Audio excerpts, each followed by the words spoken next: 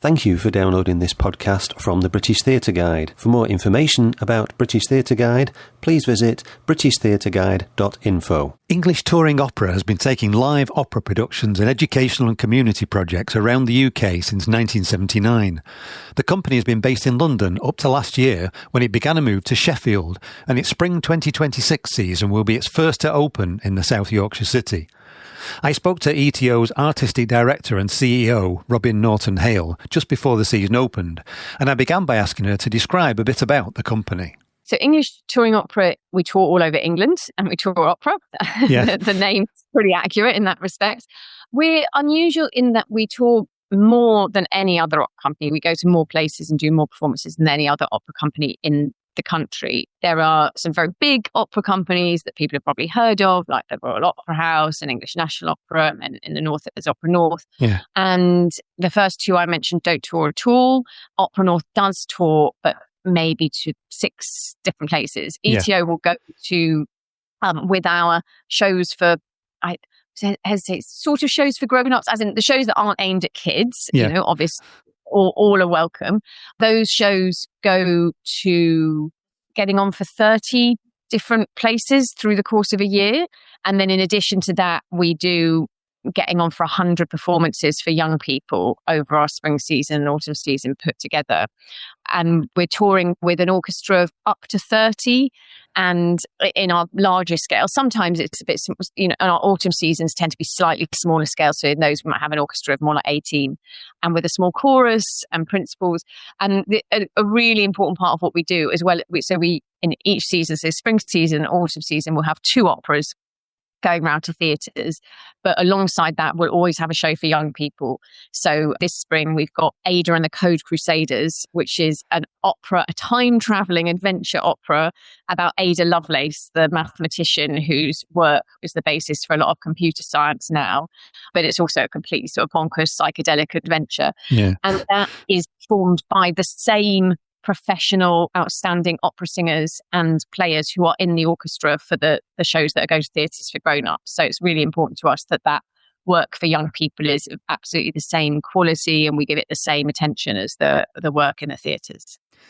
But that one's touring to a lot of libraries and there are lots of school performances. So that's a different prospect, I would imagine, is it, going to those sorts of venues?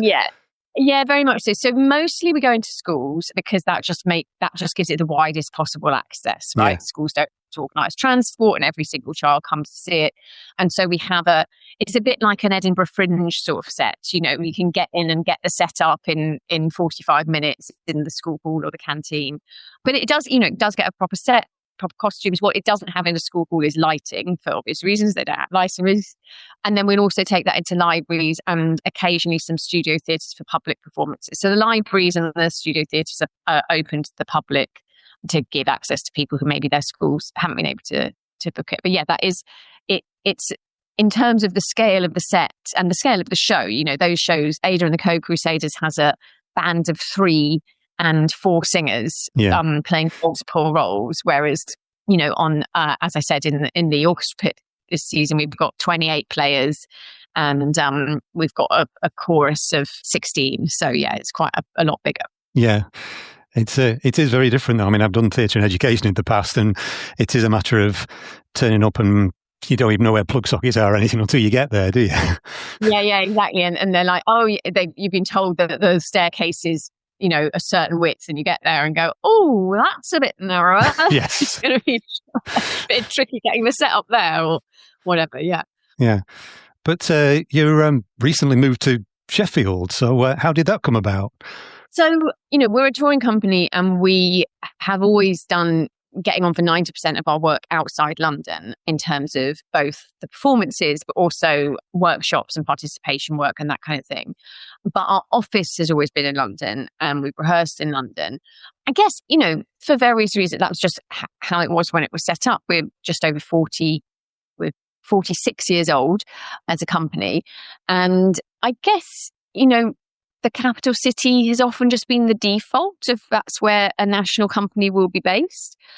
But in a way, it never really being on paper, a London-based company didn't actually reflect what we do, because what we do is go everywhere and try and bring opera to everyone all over the country.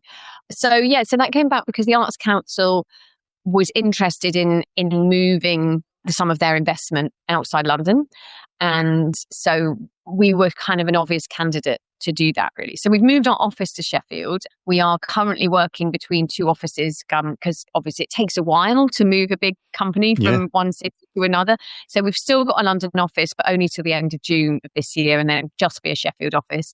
We're actually rehearsing in London at the moment, again, because we need a rehearsal venue where we can build 2 opera sets, because we rehearse 2 main stage shows at the same time, and they need to be in the same building because we have singers who are in both shows, and then we also need a room for costume and for making, and so far in Sheffield we've found loads of places where we could rehearse 1 show, but not somewhere where we can rehearse 2 shows at the same time. So if anyone listening to this knows of anywhere, obviously budgets are also tight. You know, if money was no object, we could probably find somewhere. So for now, we're still rehearsing in London. But really excitingly, this season, we're going to be opening the productions in Sheffield at the Lyceum Theatre for the first time. And that feels like a really big moment for us. And we've been touring to Sheffield for decades, and the relationship with Sheffield Theatres is really strong.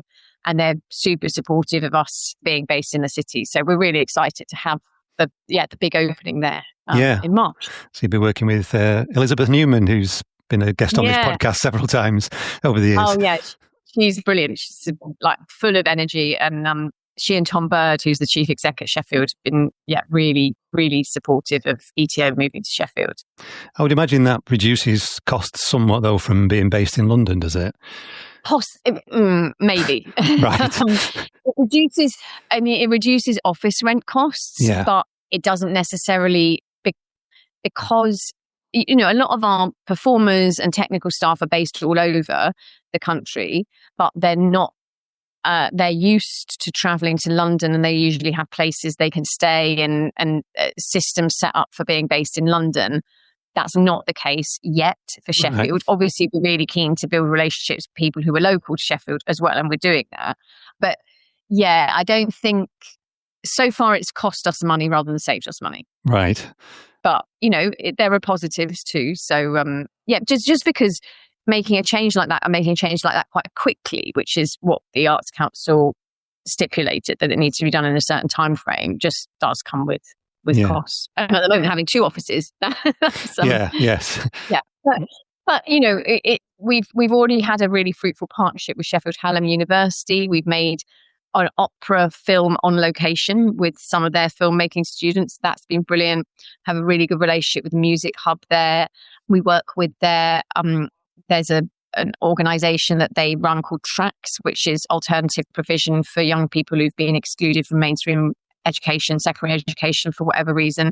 And we have a project that goes into those alternative provisions, and we've done a few projects with them. So there's great partnerships building, but it's quite a big undertaking to move your company from one city to another. So it's not resort light. Let's put it that way. Yeah, not quite English National Opera move, but it's no, but English National Opera have a different situation though, because they're still running a venue in London, so they're going to be running 2 bases, whereas we, in a way, we don't have a home theatre really. We have theatres we open in. We've opened at Hackney Empire in East London for a long time, and we'll be opening at Sheffield Theatre. But actually, we're not running a venue. We don't do our own ticketing. It's very different. We're much more itinerant.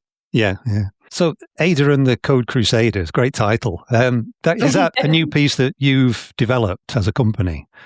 That's right. Yeah. So our work for young people has always been new commissions, and so it's a hugely important strand of our work. Not just because it's for young people, but because it's developing new operas and developing composers and librettists and so on.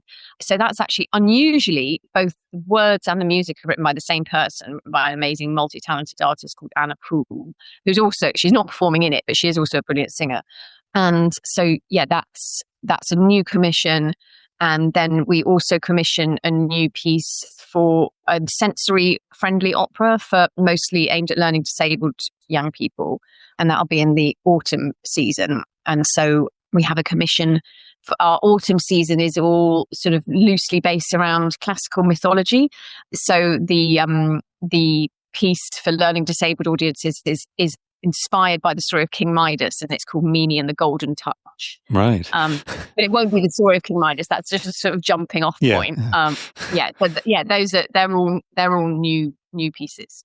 Yeah, because people don't think about, when people think of opera, most people, if they don't think that new ones are written, they just tend to think of them as all being old, don't they? So the new ones are being written. New ones are being written, yeah, absolutely. And it's one of the challenges, actually. New ones are being written. We really want new ones to be written, not just for young people. The work for young people is super important. Obviously, commissioning new ones enables us to be responsive to issues that young people are interested in. And we often actually, especially with the learning disabled work, we often develop it, co-create it with a class of learning disabled young people in a school. And so they'll feed in their ideas. Yeah, so it's super important for work for young people. But of course, we want it to be a living art form. Like I was going to say like theatre, but I strongly believe opera is theatre. I don't really like the separation. It's theatre.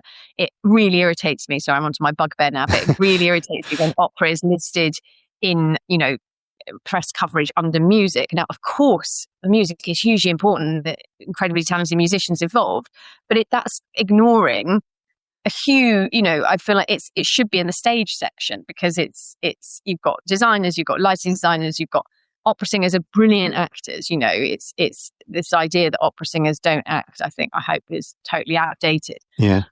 So just like theatre, we need to be commissioning and performing new work to keep the art form alive. But the challenge is that it's quite hard to get the titles that are not the big sort of 10 programmed, and to encourage audiences to go to it. Because if you ask audiences, they often say, I really want something that's about my life now. And you say, come and see this new opera now. No, I want to see Tosca.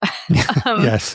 Yeah. But, that's not to say, of course, that's a generalization. There are lots of audiences who would, who are up for trying new things. But it's just, as a touring company, it's quite tricky to develop those long-term relationships, if you're just in the city for a week. Yeah. And the other thing, of course, is that, yes, while some of these very famous opera titles were written hundreds of years ago, the music and the original words were, just like Shakespeare can be done in so many different ways, lots of classic plays can be done in so many different ways, but the setting and the way it's told and the style of the storytelling and theatricality can change so much. So you can see you could be seeing an opera written by Puccini 150 years ago, but the style of that could be wildly different from production to production, of course. Yeah, you don't have to worry about copyright too much with most of them, do you?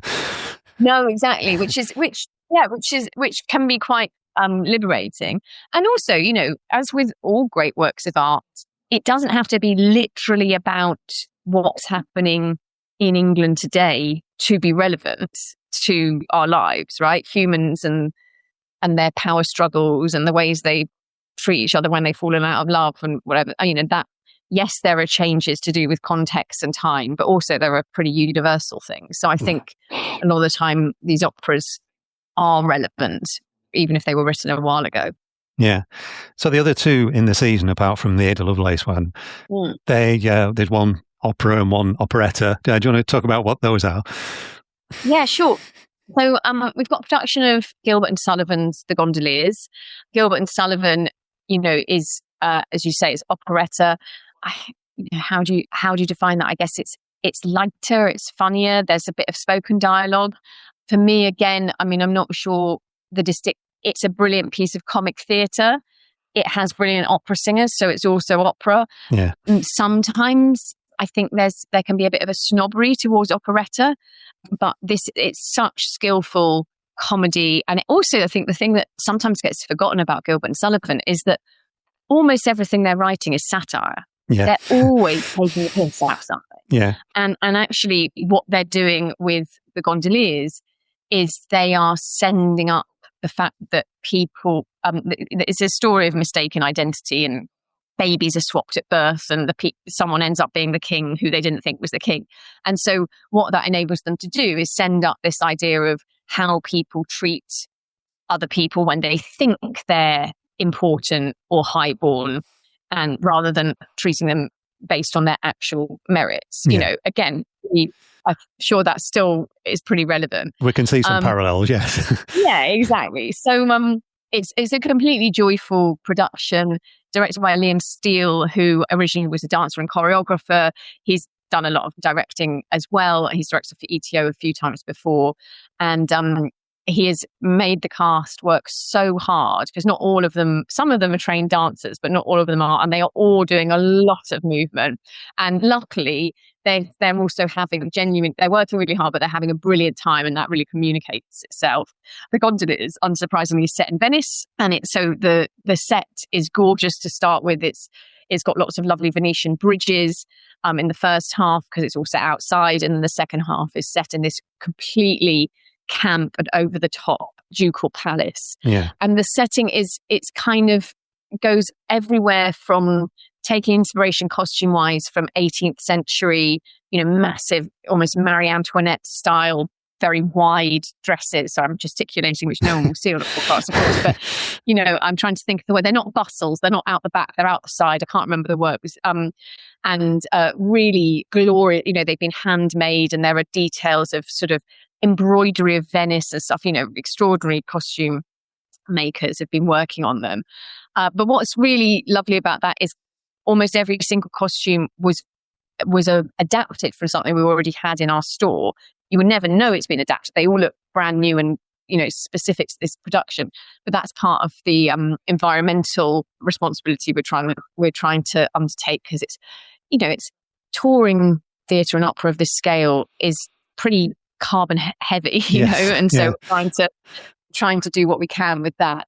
But also the colour palette is completely not of the 18th century. It's these kind of acid, almost like 1970s colours, and some of the shoes are straight out of the 1970s. So it's a bit of a kind of explosion of different styles, and it's kind of riotous. And then in complete contrast, we've got Pagliacci, which translates from the Italian as the clowns. The Pagliacci is the story of a group of travelling performers, travelling actors. And the reason it's called the clowns is in the original, it's based on a commedia dell'arte troupe. So you've got kind of Harlequin and Colombina and so on, and these kind of stock commedia dell'arte characters who would have travelled around villages in Italy. Again, it's a nice parallel with what we do. You arrive, you set up your set, and you perform to the local audience. And you bring the show to them. So that's the original. And then what happens is that the performers, the story they're performing, the little play within a play, is a story of adultery. But it turns out that is happening in real life, and the two main performers in the play within a play are married to each other, but one of them's having an affair, and it's a horrible and clearly abusive relationship, and it ends in tragedy when the sort of it's not real life, it's all theatre, but there's so many layers. But the performers in the play within a play's real life kind of invades the play they're doing, and the second half is the play within the play, and then it all sort of starts to fall apart as and there's a question of what's real and what's the play for the audience watching it. So it's really interesting as a piece that's kind of about performing.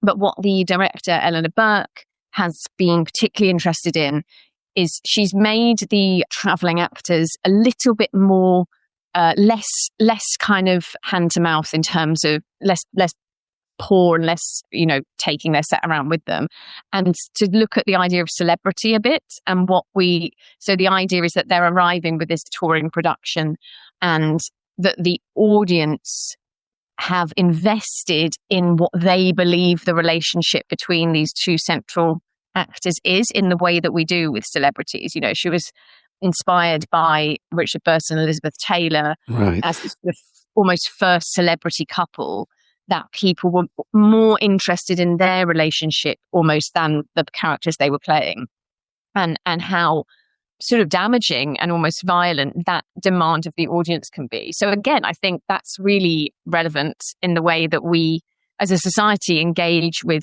famous people now and expect them to sort of speak directly to us, and through social media they can, but actually that can be a really quite difficult and almost abusive relationship in both directions. So yeah, it's not explicitly set now, and there are elements of it that are very stylized, and there's a lot about the sort of to depict the mental kind of the breakdown of the main character. But I think, going back to your point about these operas were written a while ago, I think there's so much in this that feels very current. So these are touring to the same venues, so somebody could see both of these in at the same, or not at the same time, but at a similar sort of time. Is that right? That would be quite an overwhelming experience at the same time. Yeah, no, but they could come one night to see completely joyful Gilbert and Sullivan, and the next night to see this intense tragedy. And I should say about Pagliacci as well, the music is extraordinary. It's like, people know Puccini, or they know, La Bohème or Tosca. Brilliant music. It's almost like the Leoncavallo, the composer, has sort of got the tunes that Puccini had and then distilled them into, it's the running time is less than 90 minutes of Pagliacci, 90 minutes with an interval, but it's just like, it is banger after banger. I mean, honestly, you would not believe how extraordinary the music is. Yeah, it's often done in a double bill with it being so short, isn't it? It is, but well, a few things. So we decided not to for a few reasons. One is that the story is really intense. Like it starts off being funny and then it gets really dark, and it is quite different from the comedy of the Gilbert and Sullivan. But I think will be really powerful, and I strongly recommend seeing it. I mean, I feel that when you've seen something that is really intense and affecting, and the music is so powerful, I don't want to see something else as well.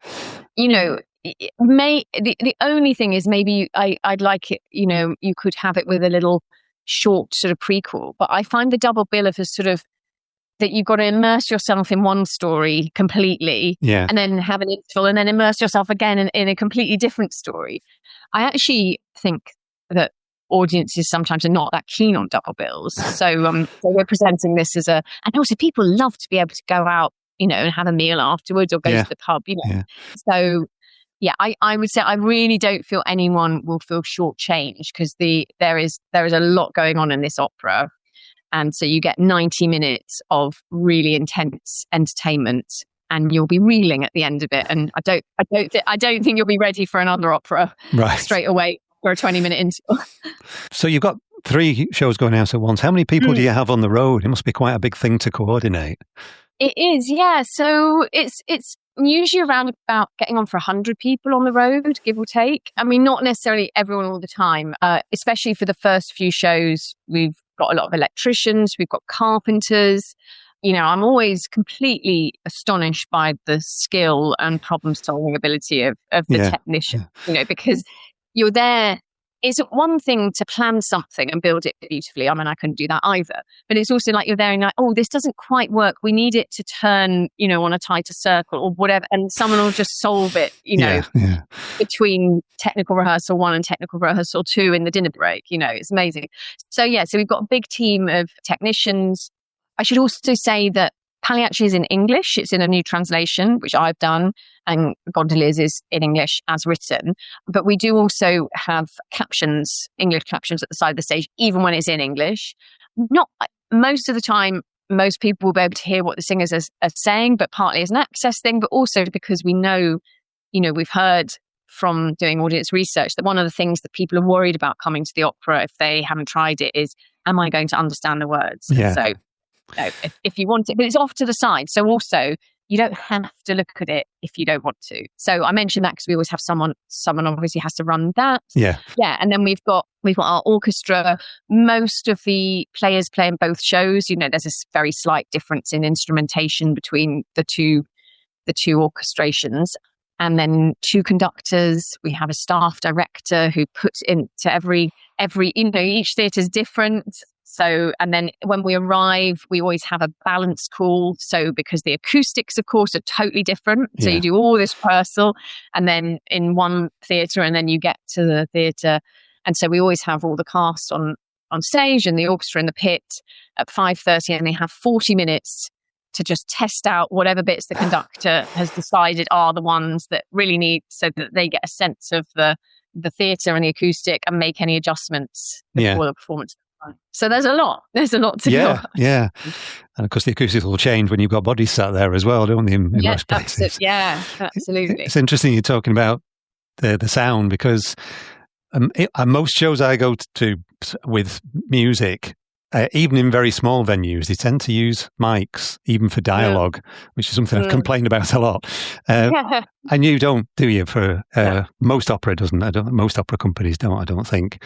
So people, I think audiences, even if they can hear, you have to tune into listening in a slightly different way. Yeah, I think that's right. And I think, so it's a few things. I mean, one of the things about not having amplified sound of any kind, which we don't, almost all the time we don't. There might be, I'll come back to when we might do, but it's very, very rare. And so everything's acoustic. And so, getting that balance right is all about the performers balancing it rather than someone mixing it, you know. But what that means is that it's live in a different way, right? The sound waves that reach you are not going through anything else. And that, I think, is part of the really visceral experience of opera, because watching opera can be quite a physical experience, and I think that's part of the thrill of it. And one of the things that's extraordinary about opera singers is, yes, they're artists, they're actors, they're musicians, they're performers, but they're also athletes. You know, their instrument is their body. They have to train. Their lung capacity is extraordinary. You know, they are projecting over a 30-piece orchestra into a maybe 1,000-seat theatre, and you can hear them. It's scientifically amazing. It is,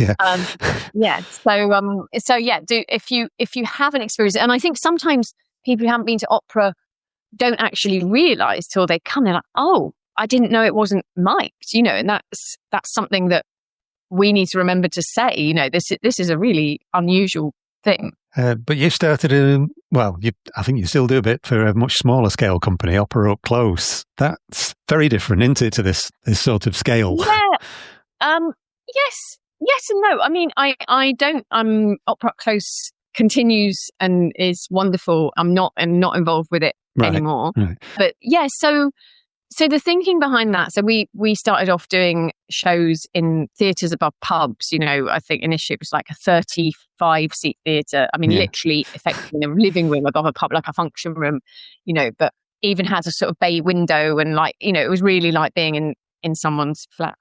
And so we started off doing La Bohème there, just with piano. And that really is, I mean, that is a visceral experience when you've got someone singing you that and you're just a few meters away. But part of the thinking behind that, there were a few different things. But one is that for a lot of people, that there is a perception about opera being something that you need specialist knowledge to come to, I think. You know, so often when someone finds out what I do, the first thing they say so much of the time is, I don't know anything about opera. and I just think it's so funny that if I said I made films, right, or wrote books, people wouldn't say, or even if it was about something quite specialist, or if I said I was a doctor, they wouldn't say I don't know anything about medicine.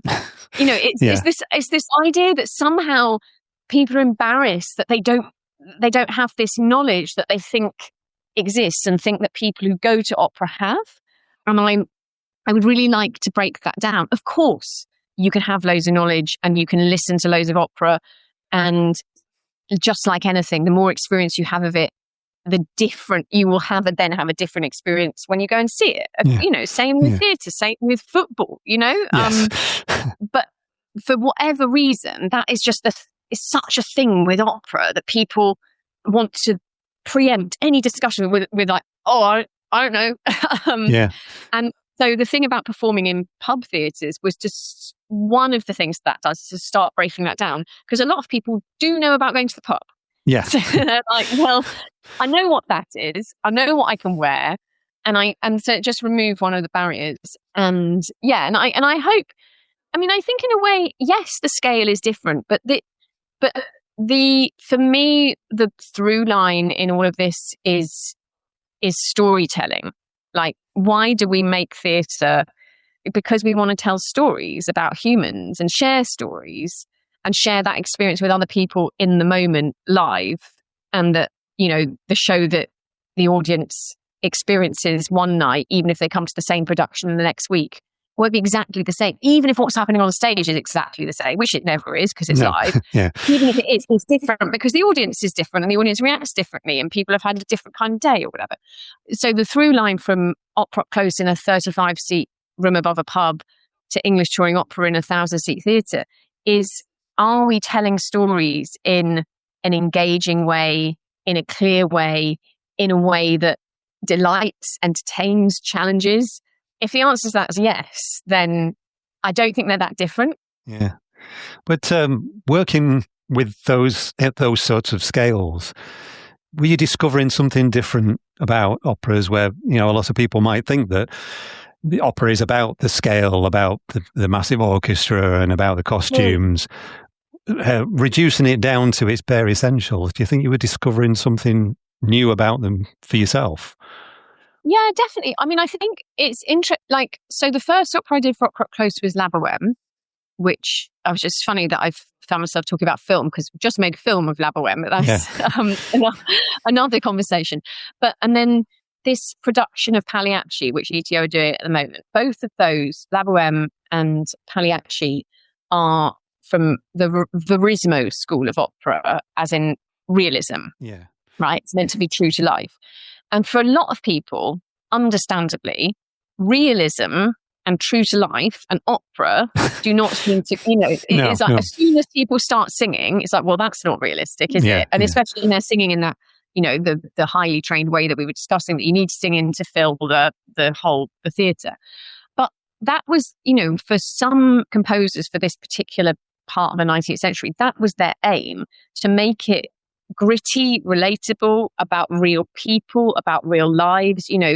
Pagliacci ends with a murder, and it was inspired by something that Leoncavallo, the composer, had experienced in real life in his village in childhood. It was very deliberately not about kings and queens and posh people and or gods and goddesses. Yeah.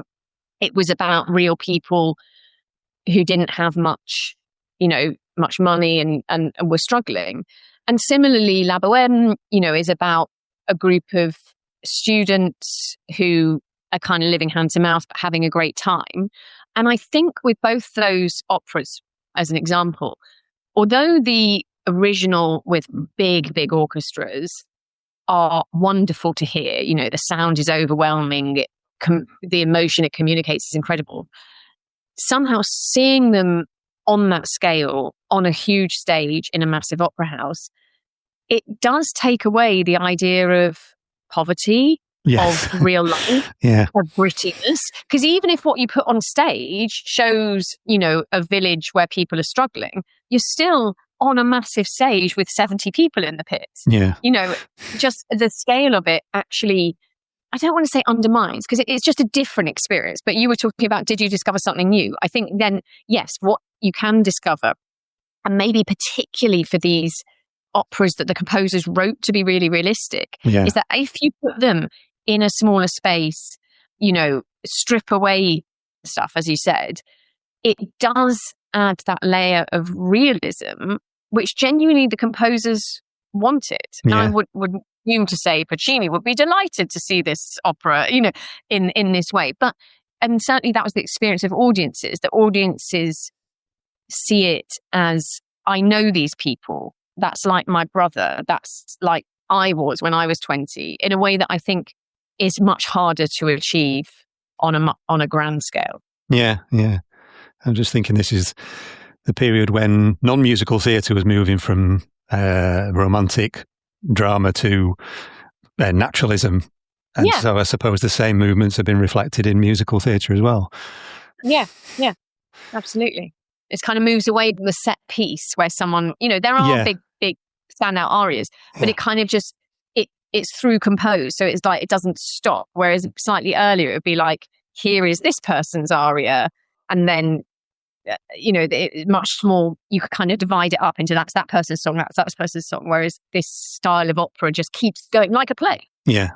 I noticed about something on your website about being a founding member of the UK Opera Association last year, was it? So why did that come about? What's that for?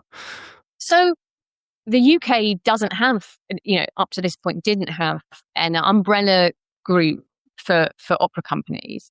There have been a few attempts to start one before, because other people had noticed that there wasn't one. And the last one, there was an attempt to start one, just at the beginning of 2020. So obviously that was very affected by the pandemic, and then just didn't quite come off in the end, despite really good intentions and a lot of hard work by people involved. So the thinking was, it partly came out of the Arts Council did a report into opera and music theatre, and following the last round of Arts Council regular funding, the National Portfolio funding, which caused, not just in the opera world, but caused some pretty big ructions in terms of big cuts were made and money was reassigned. And as I'm sure you're aware, initially English National Opera lost all of their funding, and then some of it was, anyway, it was. So after that, the Arts Council commissioned this report into opera and music theatre. And one of the things they said is that we, the Arts Council, don't think opera companies talk to each other enough. Now, I'm not sure that's actually true, but that it was maybe not being done in a very visible or official capacity. So we said, well, maybe we can, formalise isn't quite the right word, but maybe we can set up a structure to do this better, and also to make sure that everyone's included. Because if it's being done, if conversations are happening in an informal way, then it can be a bit, maybe it's just the big companies talking to each other, or it's people who know each other. So we just wanted to be much more inclusive about it. And so UK Opera Association, we went through a period of about 12 months of consulting opera companies of really varying sizes. So one of the people on the board of UK Opera Association is the chief executive of Streetwise Opera Company, which is not a brilliant opera company, very, very small scale, that works with people who have lived experience of homelessness, making opera with them and with them as performers, which is fantastic, and opera up close as well, all the way up to the Royal Ballet and Opera, with us as the person in the middle. We're quite unusual because I don't think anyone else operates at the scale we operate at. There are really big companies and the really small companies, but as far as I know, pretty much no one touring kind of with this orchestra of 20 to 30 and going, So anyway, I'm really hopeful about it. We're really delighted to have Thangam Debonair as the chief executive, and someone called Bob Willard-Watts, who has loads of experience in arts administration, as the operating officer. And then it's in its very early days, but it does feel really positive in terms of there being genuine dialogue between lots of opera companies of lots of different sizes. Because I think it'd be fair to say, just being a little bit careful about how I phrase this, but because opera is, if you have an orchestra of 70 and a chorus of 70, and that's brilliant, and as it should be, to be able to, as a country where our artistic work is one of the things that we are recognised as being the best in the world at still, and there aren't many things that we recognise as being the best in the world at still, and this is one of them, right? I think it's really important that we do have opera companies that perform with the full orchestra, with every trumpet and every harp that the composer wrote, and that's brilliant. It doesn't mean it's better or worse than performing with a piano in a pub. It's just different. But I think it's really important that exists. But that is expensive. And because that's so expensive, it can sometimes, I think, breed resentment about how much money goes to making sure that happens. Now, I incontrovertibly think that should be funded and should continue to be funded, but it shouldn't be an either or. And I hope that what's happening with the UK Opera Association is it is building up trust and understanding between all sorts. It's not just about scale, different scales, but different ways of presenting opera, different places of presenting opera. And taking, I hope, gradually removing this idea that the only proper opera is this massive scale opera. Yeah. Because that has sometimes been the case in the past. Yeah. So this new season that you're touring, it opens very soon. Yeah, it does. What would be the line that would sell it to people, maybe people like me who feel comfortable in a theatre but not necessarily in an opera? Well, the two shows are so different. So I'd say, think about your mood. I would definitely say come to both, because one of the things I think that people have about opera, sorry, you said one line and here I am babbling now one line. But I think people sometimes go and see an opera for the first time. They don't like it and they think, oh, well, I don't like opera. Yeah. And I would say, well, you wouldn't go to the cinema, see a film you didn't like and be like, right, that's it for me. No more films. Yeah, yeah. People say the same about musicals quite often. Yeah, that's true. Absolutely. So I'd say, they are two very different propositions. I think if you want a piece of amazing, powerful psychological drama, go and see Pagliacci. Yeah. You will be gripped, you will be shocked, you will be moved. So yeah, that's Pagliacci. If you want a piece of completely joyful escapism, Gondoliers is for you. That was Robin Norton-Hale, Artistic Director and CEO of English Touring Opera, whose Spring 2026 season opens in Sheffield in March. Ada and the Code Crusaders visits mainly schools and libraries around the country from the 17th of March to the 23rd of May. The Gondoliers and Pagliacci will open at Sheffield Lyceum on the 20th and 21st of March respectively, before touring to Cheltenham Everyman, Hackney Empire, Buxton Opera House, Norwich Theatre Royal, Storyhouse Chester, the Marlowe in Canterbury, Cambridge Arts Theatre, Hall for Cornwall in Truro and Gala Durham. For more information and tickets, contact the theatres themselves or see englishtouringopera.org.uk. You've been listening to a podcast from British Theatre Guide. For more information, please visit britishtheatreguide.info.